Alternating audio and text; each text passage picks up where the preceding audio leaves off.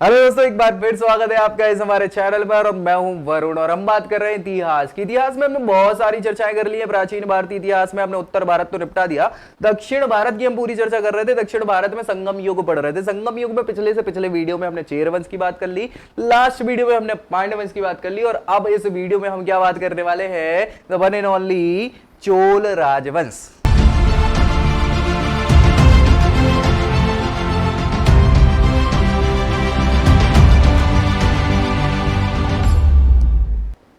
तो दोस्तों चलिए स्टार्ट कर लेते हैं बड़ी जल्दी से चोल राजवंश के बारे में। देखो भैया, ये तो देख ही पा रहे हो आगे चोल वाला जो ये है, ये देख पा रहे हो ना, ये चालुक्य हुआ करते थे बेंगी एंगी के। ये आप देख पा रहे हैं ना, गंगाईकोंड चोलपुरम। तो ये पूरा जो तमिलनाडु वाला इलाका है, ये पूरा चोल राजवंश हुआ कर रहा था उस समय का। ठीक है भैया, तो चलो देख लेते हैं क्या है चोल राज्य के बारे में। चोल साम्राज्य को चोल मंडलम के नाम से जाना जाता है। क्या नाम से जाना जाता है? चोल मंडलम के नाम से जाना जाता है। पन्नार और बिल्लार, वैसे ये पेन्नार है एक्चुअली, पन्नार नहीं है, पेन्नार और बिल्लार, ये नदियों के मध्य में चोल साम्राज्य अवस्थित हुआ करता था। ठीक है भाई, चोलों की राजधानी उरेयुर होता था। उश्योर लिखा है इधर, उरेयुर हुआ करता था। ठीक है, चील, चोल, पांड, ये तीन ही साम्राज्य थे उस समय के दक्षिण भारत के संगम युग के। तो सर्वाधिक शक्तिशाली चील नहीं है, चोल हुआ करते थे। कौन हुआ करते थे? चोल हुआ करते थे। चोलों का राजकीय प्रतीक क्या था? शेर था। हमें पता है चेर जो है, चेरों का हमने प्रतीक चिन्ह धनुष देखा था, है ना। ऐसे ही जो चोल साम्राज्य है उसका प्रतीक क्या है? शेर हुआ करता था। चोलों के प्रमुख राजाओं का जो उल्लेख है वो संगम साहित्य में मिल जाता है। किसके बारे में? चोल राजाओं के बारे में जानकारी संगम साहित्य में मिल जाती है। तो देखो चोल साम्राज्य भी ऐसा है, जैसे हमने पिछले वीडियो में पांड्य की बात करी थी ना। पांड्य साम्राज्य भैया लगभग 1900 सालों तक चलता रहा, बिल्कुल ईसा पूर्व 3री शताब्दी से। कहां खत्म हुआ? 16वीं शताब्दी में खत्म हुआ है भैया। तो उतार चढ़ाव तो आता रहता है, जीवन का ये कहीं ना कहीं बोल सकते हैं फलसफा है कि उतार चढ़ाव आता रहता है। ऐसा ही हुआ है कि चोल साम्राज्य भी शुरुआती चोल थे, फिर कमजोर हो गए तो उनकी जगह पे पांड्यों ने शासन कर लिया, फिर बाद में पांड्यों पे चोल साम्राज्य के लोग शासन करते, तो वही उतार चढ़ाव चलता रहेगा, है ना। तो प्रमुख राजाओं के बारे में जानकारी मिलती है। सबसे पहले 190 ईस्वी में करिकाल बोलते हैं, कराईकल भी इनको बोलते हैं, करिकाल या कराईकल। 190 ईस्वी में ये इन्होंने क्या किया है, जो प्रमुख शासक हैं वो कराईकल है। या इन्होंने चोल साम्राज्य स्टैब्लिश किया था 190 ईस्वी में। और कराईकल जले हुए पैरों वाला, क्या भैया? The man with the chattered leg, यानी जले हुए पैर वाले के नाम से भी विख्यात हुआ करता था। शिल्पादिकरम हमें पता है कि ये तमिल ग्रंथ है, या फिर बात करें संगम साहित्य का एक ग्रंथ है, महाकाव्य है शिल्पादिकरम। इसमें करिकाल के संबंध में पूरी जानकारी प्राप्त होती है। साथ ही साथ समकालिक कांचीपुरम का राजा जो है वो तोंडमान इलेंदी रेमन, क्या नाम है? इलेंदी रेमन, तोंडमान इलेंदी रेमन, ये कांचीपुरम का राजा हुआ करता था समकालिक, किसके? कराईकाल के। उसने पुहार नामक नगर और कावेरी नदी के साथ 160 किलोमीटर लंबे तटबंध का निर्माण कराया था। किसने? कांचीपुरम के राजा तोंडमाल इलेंदी रेमन ने। तंजौर के पास वेंडी नामक युद्ध में, है ना, तंजौर के पास पड़ता वेंडी, वहां युद्ध में चेर और पांड तथा 11 अन्य शासकों को मिलके किसने हरा दिया था? कराईकल ने परास्त कर दिया था। तो भैया बड़े ही शक्तिशाली वीर शासक हुआ कर रहे थे भैया ये। बाहमपर दलई के युद्ध में कराईकाल ने 9 राजाओं को पराजित किया था और पूरे के पूरे तमिल क्षेत्र पर क्या कर लिया था? अधिकार कर लिया था भैया। 11वीं 12वीं शताब्दी के अभिलेखों में कराईकाल के संबंध में विवरण मिल जाता है। एक बार रिकॉर्ड करके ये शासक 190 ईस्वी के हैं, यानी 2री शताब्दी के हैं, लेकिन 11वीं 12वीं शताब्दी के अभिलेखों में भी इनकी जानकारी मिल जाती है। कावेरीपट्टनम, क्या भैया? कावेरीपट्टनम दूसरी राजधानी, उरेयूर हुआ करती थी पहली राजधानी। बहुत सारी चर्चाएं कर ली। ठीक है, उरेयूर पहली राजधानी थी, दूसरी क्या थी भैया? कावेरीपट्टनम इनकी चोलों की दूसरी राजधानी हुआ करती थी। संगम कवि हैं कोबुर किलार, क्या नाम है? कोबुर किलार। उनके अनुसार नलंगिल्ली, क्या नाम है? नलंगिल्ली और नैदुनगिल्ली,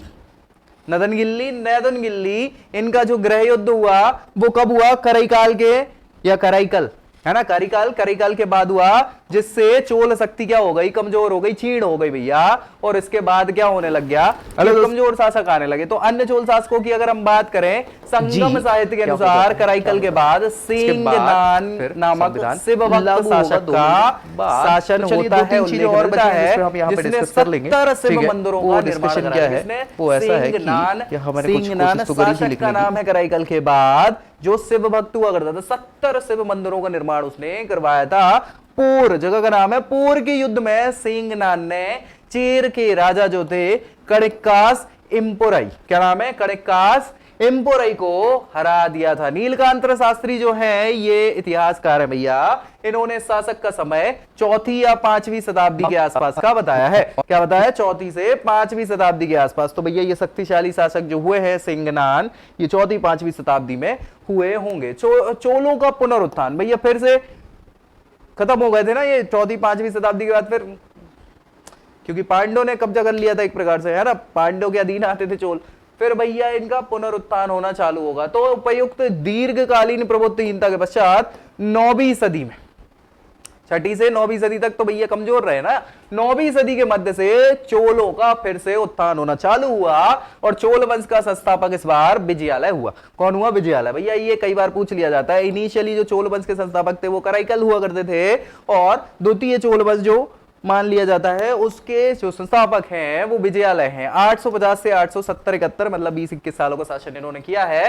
पल्लवों की अधीनता में ये रह रहे थे। कहां, उरेयर प्रदेश में। उरेयर वही राजधानी हुआ करती थी। सो पहले ये सामंत हुआ कर रहे थे पल्लवों के, कौन, विजयालय। लेकिन बाद में फिर क्या हुआ, पल्लवों को कमजोर होते गए, तो ऑब्वियस सी बात है। तो उसकी फायदा उठा के विजयालय ने क्या किया, खुद को फिर से एस्टैब्लिश कर लिया। विजयालय की वंश परंपरा में 20 राजा हुए हैं जिन्होंने कुल मिलाकर 400 से अधिक सालों तक शासन किया। 20 राजाओं ने, मतलब 20-20 सालों का भी किया होगा तो कितने हो गए, 20 × 20 400, बात ही खत्म यार। ठीक है, तो विजयालय के पश्चात आदित्य प्रथम, ये भैया शक्तिशाली शासक थे, यहां 871 से 907। फिर परांतक प्रथम 907 से 955, ये भी शक्तिशाली शासक हैं, इन्होंने शासन किया हुआ। परांतक प्रथम ने पांड और सिंगल नरेश, सिंगल मतलब श्रीलंका वाले नरेशों को सम्मिलित शक्ति को पल्लवों, बाणों, बेडुम्बों, इन सब के अतिरिक्त राष्ट्रकूट शासक जो है कृष्ण द्वितीय, इन सब को पराजित किया। किसने किया, परांतक प्रथम ने। भैया बहुत ही शक्तिशाली शासक रहे, समझ पा रहे हो ना आप। लगभग एक प्रकार से 47-48 वर्षों का शासन किया हो तो कम नहीं होता भैया ये। ठीक है, चलो कोई दिक्कत परेशानी, आगे बढ़ जाते हैं। फिर चोलों के पुनरुत्थान में चोल शक्ति और साम्राज्य का वास्तविक संस्थापक कौन माना जाता है, परांतक। क्योंकि भैया अच्छा खासा शासन किया और सबको हरा दिया, तो वास्तविक शासक तो परांतक को ही माने जाएंगे। उसने लंकापति उदय, लंकापति मतलब समझ रहे हो, श्रीलंका सिंगल देश जिसको कहा जाता था, लंका के शासक जो थे उदय 945 से 53 के समय सिंगल पर भी असफल आक्रमण किया था। असफल, सफल नहीं था लेकिन किया तो था। ठीक है, परांतक ने अंतिम दिनों में राष्ट्रकूट सम्राट कृष्ण तृतीय द्वारा 949 ईस्वी में, अब बिल्कुल अंतिम समय में थे यार, क्या ही करें, तो बड़ा बुरी तरह पराजित हुआ है भैया, है ना। इस पराजय के फलस्वरूप चोल साम्राज्य की नींव हिल गई बना के। परांतक के बाद 32 वर्षों में अनेक अलग अलग राजाएं हुए हैं जिन्होंने शासन किया है, लेकिन फिर से पुनरुत्थान होगा। इसमें गंडरादित्य, अरिंजय और सुंदर चोल, ये 3 शासक हुए हैं 32 वर्षों में। इन्होंने, परांतक द्वितीय भी हुए हैं, इन्होंने कोई बहुत अच्छा काम नहीं कर पाया। लेकिन परांतक द्वितीय के बाद आएगा अब शक्तिशाली शासक, कौन आएगा भैया, तो अब आएगा अगला व्यक्ति जिसका नाम है राजराज प्रथम। ये बहुत इंपॉर्टेंट है, याद रखना अपने आप में। देखो पहले तो विजयालय को याद रखना, फिर परांतक के बाद राजराज प्रथम। कब है शासन इनका, 985 से 1114, मतलब लगभग 29 साल, 30 साल, कहीं से कम नहीं है। राजराज प्रथम चोल वंश की प्रसार नीति को आगे बढ़ाते हुए अनेक विजयों द्वारा अपने वंश की मर्यादा को पुनः प्रतिष्ठित कर दिया। किसने, राजराज प्रथम ने। राजराजेश्वर का मंदिर भी इन्होंने बनवाया, अभी करेंगे सारी चर्चा। उन्होंने सर्वप्रथम क्या करा, गंग वंश के राजा जो पश्चिम में रह रहे थे, इनके गंग वंशों को पराजित करके उनका प्रदेश छीन लिया। उसके पश्चात पश्चिमी चालुक्य जो हुआ कर रहे थे उनसे भी लड़ाई करी।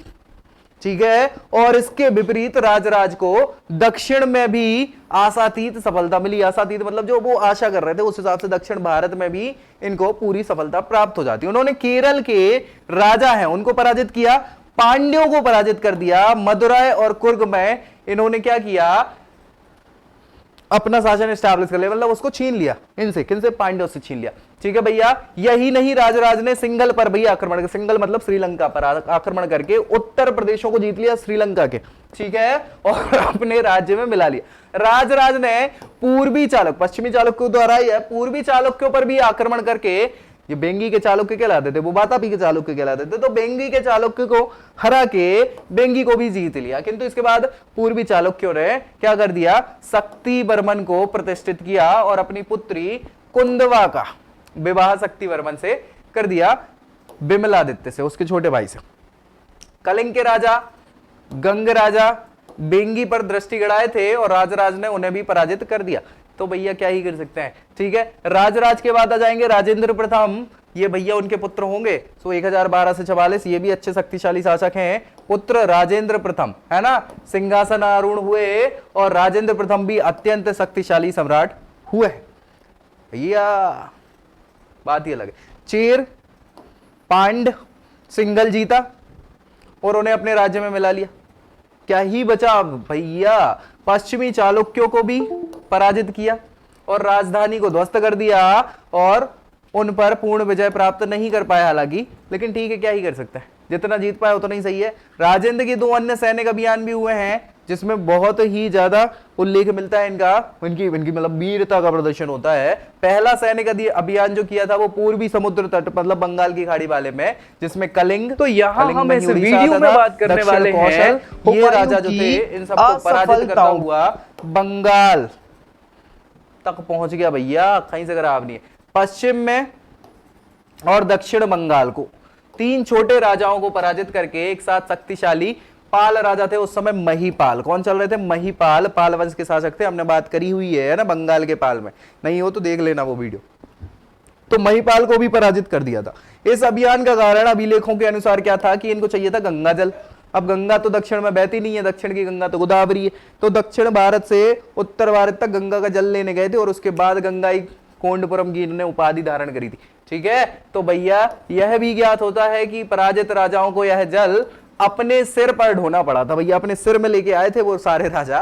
ठीक है, किंतु यह मात्र आक्रमण था, चोल साम्राज्य की सीमाओं पर कोई असर नहीं पड़ा था, आक्रमण करा इनने, मिलाया नहीं वो साम्राज्य में। ठीक है, दूसरा महत्वपूर्ण आक्रमण जो है इन्होंने मलय द्वीप, जावा, माली, मलय द्वीप मतलब माली, सुमात्रा, ठीक है, और जहां के शैलेंद्र राजवंश था वहां के शासक हुआ करते थे, उनके विरुद्ध किया इनने, मतलब समझ रहे हो, इंडोनेशिया तक जावा, माली, सुमात्रा भी जीत मारा। ऐसे भैया शक्तिशाली शासक थे। पूर्ण रूप से नौसैनिक आक्रमण था, मतलब सफल नौसेना हुआ कर रही थी इनकी। शैलेंद्र सम्राटों का फिर राजराज से अच्छा व्यवहार था, राजराज मतलब इनके पिताजी से अच्छा व्यवहार था। राजेंद्र के साथ उनकी शत्रुता का पता नहीं क्यों हो गई थी शत्रुता, है ना, पिताजी से तो अच्छी दोस्ती थी, इसमें सफलता मिली और राजराज की भांति राजेंद्र ने भी एक राजदूत, इस वीडियो में बात करने वाले हैं राजाधिराज प्रथम में, ये उनके पुत्र हैं भैया, है ना, राजाधिराज प्रथम राजेंद्र का उत्तराधिकारी और अधिकांश समय विद्रोह में, क्योंकि पिताजी कांड करके रखे हुए थे ना, ठीक है, लड़ाई झगड़े हर जगह चल रहे हैं, तो 1500 विद्रोह में ही, युद्ध में ही बीतेगा। आरंभ में अनेक छोटे छोटे राज्यों चेर, पांड, सिंघल के विद्रोहों का दमन किया। उसके बाद चालुक्य सोमेश्वर से हुए कोप्पम के युद्ध में उसकी मृत्यु हो जाती है और युद्ध क्षेत्र में ही राजेंद्र द्वितीय राजाधिराज के बाद राजेंद्र प्रथम के बाद राजेंद्र द्वितीय आएंगे। सो राजेंद्र द्वितीय को शासक बना दिया जाता है। चालुक्यों के विरुद्ध इस युद्ध में उसकी विजय हुई और चालुक्यों के साथ दीर्घकालिक युद्ध चलता रहा। राजेंद्र द्वितीय के उत्तराधिकारी वीर राजेंद्र हुए हैं और इन्होंने अनेक युद्धों में विजय प्राप्त करी और संपूर्ण चोल साम्राज्य को पहले की तरह शासन कर रहे थे, कोई दिक्कत परेशानी थी। अधिराजेंद्र बहुत शक्तिशाली शासक नहीं थे, 67 से 70, ठीक है, वीर राजेंद्र का उत्तराधिकारी, किंतु कुछ महीनों के शासन के बाद यहाँ पे कुलोतुंग प्रथम ने चोल साम्राज्य को छीन लिया। ठीक है, सो कुलोतुंग प्रथम आ जाएंगे, अब कोई समस्या है नहीं। कुलोतुंग प्रथम पूर्वी चालुक्य सम्राट किसका, राजराज का पुत्र हुआ कर रहा था और कुलोतुंग की माँ मातामही, माता और मतलब माँ और नानी, है ना, राजेंद्र प्रथम चोल और राजराज प्रथम की पुत्रियां हुआ करती थी। तो कुलोतुंग प्रथम, अब भाई देखो अभी बात करी थी ना कि उसने शादी करवा दी थी, है ना, चालुक्यों ने, क्योंकि भाई क्या ही कर सकते थे, अधीनता स्वीकार हो गई थी। तो वो माँ और दादी जो है इनकी पुत्रियां हुआ करती थी, ठीक है। सो भाई राजेंद्र द्वितीय की पुत्री से इन्होंने कुलोत्तुंग प्रथम ने खुद शादी कर ली थी, तो आपस में व्यवहार हो गए थे, क्या ही कर सकते। कुलोत्तुंग ने अपने विपक्ष और अधिराजेंद्र के पक्ष में हुए समस्त विद्रोहों का दमन करके अपनी स्थिति अच्छी कर ली और अपने विस्तृत शासनकाल में अधिराजेंद्र के हिमायती और बहनोई चालुक्य सम्राट विक्रमादित्य के अनेक आक्रमणों और विद्रोहों का सफलता पूर्वक से सामना कर दिया और इसके समय ही सिंगल मतलब श्रीलंका आजाद हो गया। क्या ही करेगा, इतना संभाल तो पाया। पूर्वी चालुक्य मतलब समझ पा रहे हो ना, बिल्कुल आंध्र प्रदेश से लेके आपका पूरा तमिलनाडु वाला पोर्शन है, ठीक है। युवराज विक्रम कुलोत्तुंग के बाद युवराज विक्रम के प्रयास से कलिंग का दक्षिण प्रदेश कुलोत्तुंग के राज्य में मिला लिया गया और कुलोत्तुंग ने अपने अंतिम समय तक सिंघल के अतिरिक्त संपूर्ण चोल साम्राज्य पर शासन किया और दक्षिणी कलिंग प्रदेश पर भी शासन किया। इसने चीन में एक राजदूत मंडल भी भेजा। फिर इसके बाद विक्रम चोल आ जाएंगे भैया 1118 से 1133। विक्रम चोल 1118 से 33 कुलोत्तुंग का उत्तराधिकारी होगा और 18 में विक्रमादित्य छठे ने क्या किया, बेंगी छीन लिया चोलों से, क्योंकि बेंगी के चालुक्य थे, वही चल रहा था सारा, तो विक्रमादित्य ने छीन लिया बेंगी, फिर से शासन चालू कर लिया। होयसल कर्नाटक में रह रहे थे, सो चोलों को कावेरी के पार भगा दिया। मैसूर साम्राज्य पूरा जीत लिया किसने, होयसलों ने। मैसूर साम्राज्य मतलब कर्नाटक वाला साम्राज्य है ना। कुलोत्तुंग प्रथम के बाद तो मतलब मान के चलो कि स्थिति कमजोर होती चली गई है। सो 100 वर्षों का चोल इतिहास बहुत ही महत्वपूर्ण है नहीं, क्योंकि कमजोर होते चले गए। इसके बाद विक्रम चोल, कौन कौन आया इसमें, विक्रम चोल तो हम पढ़ ही रहे हैं। विक्रम के बाद कुलोत्तुंग द्वितीय आ जाएंगे, राजराज द्वितीय आ जाएंगे, राजाधिराज द्वितीय आ जाएंगे, कुलोत्तुंग तृतीय आ जाएंगे। इन सब ने 100 सालों तक शासन किया और कोई बहुत अच्छा शासन नहीं किया, इसलिए क्या ही पढ़ना इनके बारे में, ठीक है। इन राजाओं के समय चोलों का उत्तरोत्तर अवसान होता चला गया, यानी पतन होता चला गया और राजराज तृतीय आएंगे अब भैया, है ना। सो राजराज तृतीय वापस से अपने चोल साम्राज्य को क्या करेंगे, पुनरुत्थान करेंगे उसका, ठीक है, और राजधानी छीन ली। चोल सम्राट अपने आक्रमणों और विद्रोहियों के विरुद्ध शक्तिशाली होयसलों से सहायता। अच्छा हुआ क्या कि राजराज तृतीय के समय पे जो पांड्य नरेश थे, पांड्यों ने इनको हरा दिया। किसको, राजराज तृतीय को। भगा भगा के मतलब एक प्रकार से हार हुई है।